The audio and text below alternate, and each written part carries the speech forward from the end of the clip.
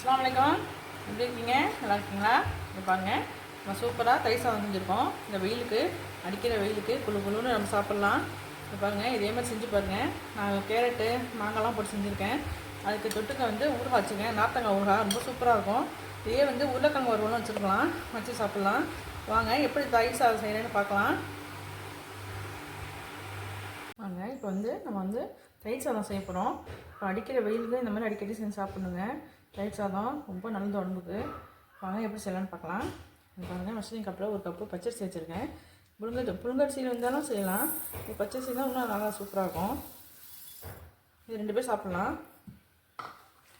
இது நல்லா தண்ணி ஊற்றி ஆசி வேக வச்சு நான் சாதம் வச்சு நான் அப்புறம் தான் காமிக்கிறேன் எப்படி தாளிக்கிறது. அரிசி ஊற்றிடுவோம். ஊற்றிட்டு மூணாவது தண்ணியை வச்சு நம்ம சாதம் வடிக்கலாம். ஃபஸ்ட்டு பண்ணி நான் காமிக்கிறேன்.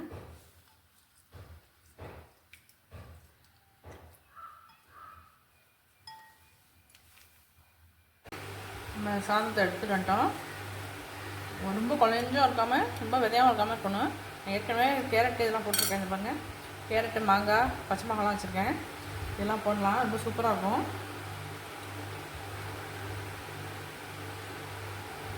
பச்சை மிளகா ஒன்று பச்சை மிளகா கொஞ்சம் கலர்ஃபுல்லாக அழகாக இருக்கும் பார்க்கறதுக்கு. தயிர் ஒரு கிளாஸ் வச்சுருக்கேன். இல்லை பாதி ஊற்றிக்கலாம், பாதி தாளிக்கிறதுக்கு வச்சுக்குவோம். உப்பு கொஞ்சம் போட்டுக்கலாம்.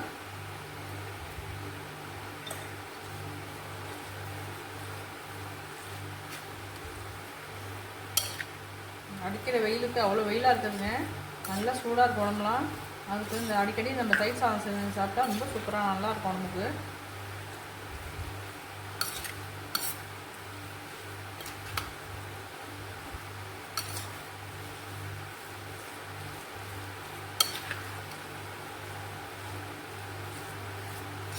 தாளிக்கிற அளவு தாங்க, தாளித்து இதில் ஊற்றலாம். பார்ப்போம், தாளிக்கிறத பார்ப்போம். இதில் நல்லெண்ணெய் பாதி விட்டுக்கலாங்க. நல்லெண்ணெய் தான் ஊற்றணும், அதுதான் நல்லது உடம்புக்கு. வெறும் நல்லெண்ணெய் ஊற்றி சாப்பிட்டா தான் ரொம்ப உடம்புக்கு சத்து சேரும். அவ்வளோ தாளிச்சு விட்டு சேர்த்தா கூட அந்தளவுக்கு சத்து வராது நமக்கு.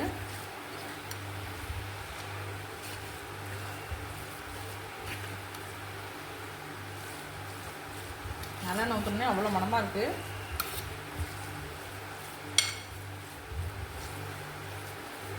வாங்க தாளிக்கிறதுக்கு அப்புறம் வாங்க தாளிச்சிடலாம்.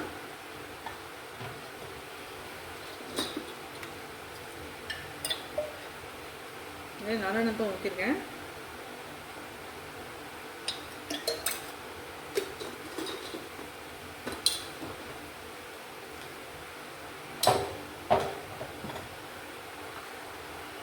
வரமிளகாய் கிள்ளி போட்டிருக்கேன்.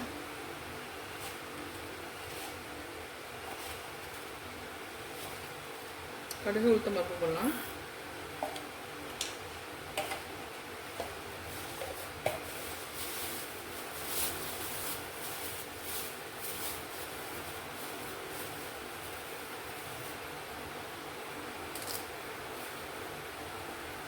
கருவேப்பிலை ஒரு கொத்து கிள்ளி போடுறேன்.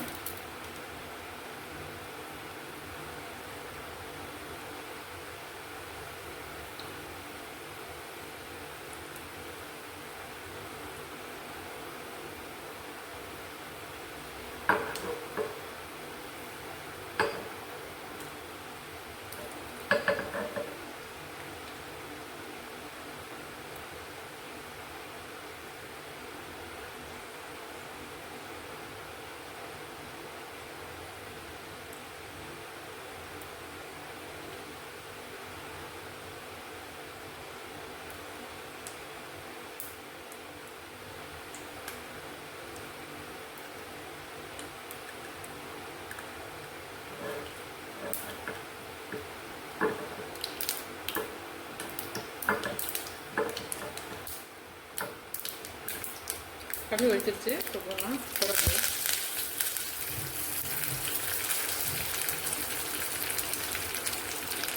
பெருங்காயத்தூள் கொஞ்சம் போடலாம்.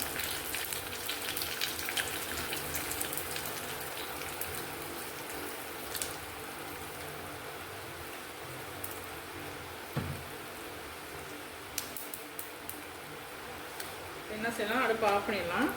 ஆஃப் பண்ணிவிட்டு இந்த தயிர் மீதி இருக்குல்ல அதை ஊற்றிடலாம். ஊற்றிட்டு உடனே எடுத்துடலாம்.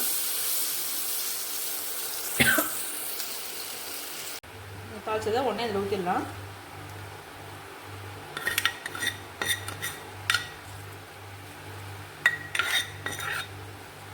அவ்வளோதாங்க, நமக்கு செஞ்ச தயிர் சாதம் ரெடி ஆகிடுச்சு.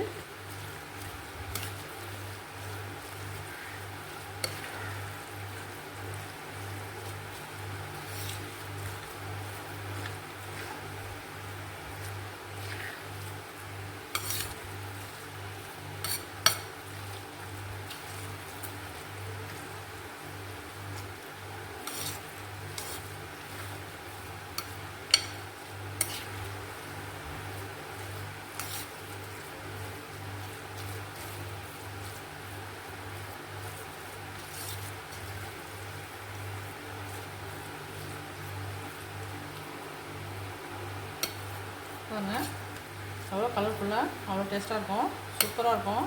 இதே மாதிரி நீங்கள் செஞ்சு பாருங்கள். நீங்கள் வெளியூருக்கு டூர் போனால் கூட இந்த மாதிரி செஞ்சு கொண்டு போயிடலாம். கூட உருளைக்கிழங்கு வறுவல் ஏதாச்சும் வச்சு கொண்டு போயிட்டால் அவ்வளோ சூப்பராக இருக்கும் அந்த சாப்பாடு. நீங்கள் செஞ்சு பாருங்கள், எப்படி இருக்குன்னு பாருங்கள். பாருங்கள், நம்ம செஞ்ச தயிர் சாதம் ரெடி ஆகிடுச்சு. ரொம்ப சூப்பராக இருந்தது. வெயில் நாளில் அடிக்கடி நம்ம செஞ்சு சாப்பிட்ணும். உடம்புக்கு அவ்வளோ நல்லது, உடம்புக்கு குளிர்ச்சியாக இருக்கும். நீங்கள் இதே மாதிரி செஞ்சு பாருங்கள். கூடவே தொட்டுக்கிறதுக்கு நம்ம தான் இந்த பாருங்கள் ஊறுகாய் வச்சுருக்கேன், நார்த்தங்காய் ஊறுகாய். இது சூப்பராக இருக்கும். வந்துக்கும் இந்த பாருங்கள், இதே மாதிரி செஞ்சு பாருங்கள். செஞ்சு பார்த்துட்டு எப்படி இருக்குன்னு சொல்லுங்கள்.